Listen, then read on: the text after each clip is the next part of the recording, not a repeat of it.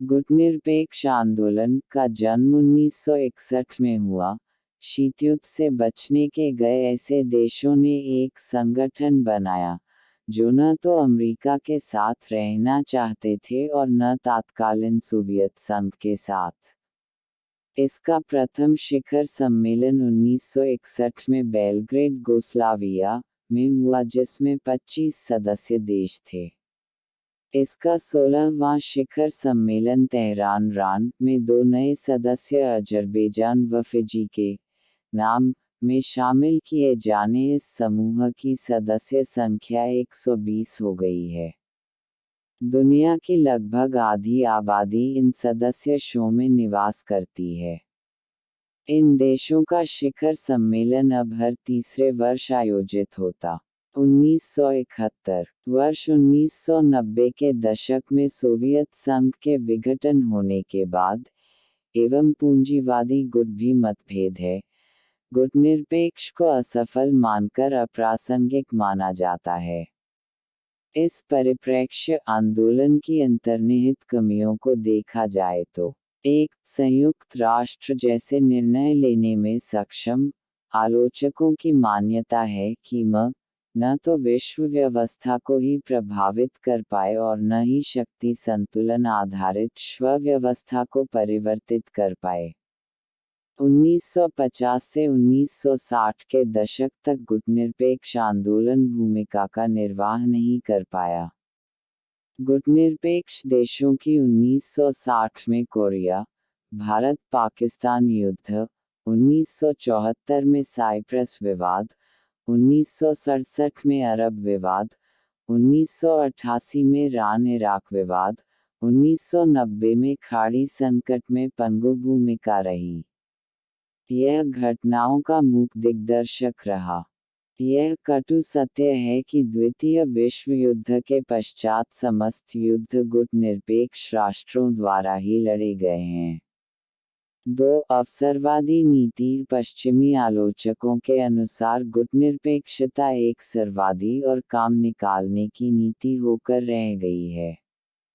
गुटनिरपेक्ष देश सिद्धांतहीन कभी साम्यवादी और कभी गैर साम्यवादी देशों में संबंध बनाने का प्रयास करते हैं।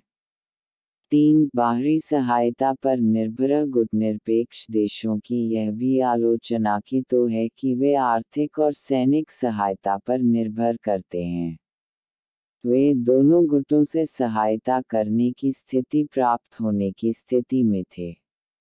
आलोचकों का मानना है कि यदि कोई किसी तरह की सहायता के लिए किसी राष्ट्र या समूह पर आश्रित हो जाता है, तो का मतलब है, उस राष्ट्र ने स्वतंत्रता और गुटनिरपेक्षता को दांव पर लगा दिया।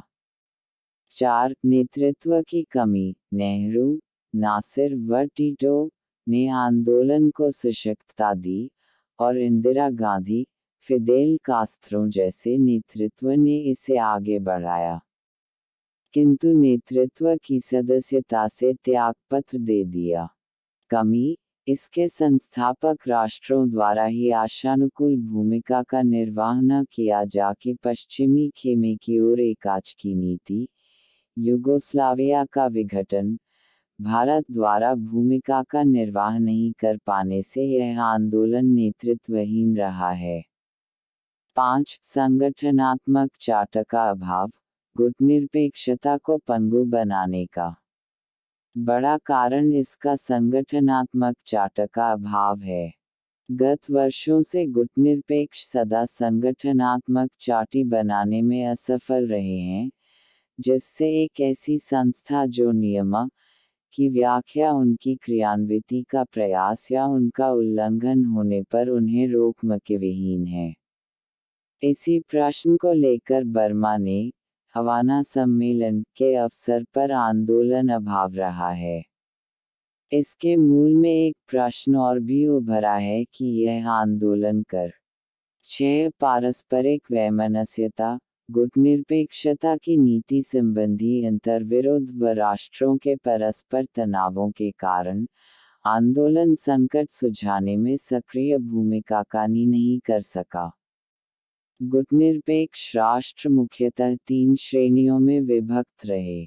साम्यवादी गुट की ओर झुकाव वाले राष्ट्र, ब अमेरिका समर्थक राष्ट्र, सदस्य राष्ट्रों में संकल्प क्षमता, परस्पर सहमति व निर्णयकारिता का अभाव रहा। 8. 7. संकल्प की सहमति व क्षमता का अभाव। यह सत्य है कि गुटनिदा उपनिवेशवाद व सैन्य हस्तक्षेप के उन्मूलन की दुहाई देते हैं। अंतर रहा है। यह तथ्य केवल 1990 के खाड़ी संकट के समय ही नहीं बल्कि गुटनी 8 कथनी व करनी में अंतर, गुटनिरपेक्ष आंदोलन की कथनी व कर्म की नई विश्व व्यवस्था के निर्माण की शक्ति इसमें नहीं है। यह एक दिशाहीन आंदोलन। 9 गुटनिरपेक्षता एक दिशाहीन आंदोलन, आलोचकों का यह मानन है। गुटनिरपेक्ष देश आपस में बिखरने लगे हैं। हवाना सम्मेलन 1979 में स्पष्ट हो कि संपूर्ण आंदोलन 3 खेमों में बढ़ गया है। एक सोवियत संघवादी वादी, तीसरा खेमा भारत और श्रीलंका जैसे देशों का है। यह बंटवारा इस बात का प्रा है कि गुटनिरपेक्ष आंदोलन की अपनी कोई दिशा नहीं है। यह महाशक्तियों के हाथों समाप्ति के बाद लोकतंत्र, मानव अधिकारों व आर्थिक स्वतंत्रता के प्रति वचनबद्धता स्वीकार करने की घोषणा की गई, और अब शांतिपूर्ण व स्थिर विश्व की स्थापना प्रयास किया जाएगा। शीतयुद्ध की समाप्ति का परिणाम न केवल महाशक्तियों के वैमनस्य, तनाव, शस्त्र प्रतिस्पर्धा के युग का अंत था बल्कि नई विश्व व्यवस्था भी प्रक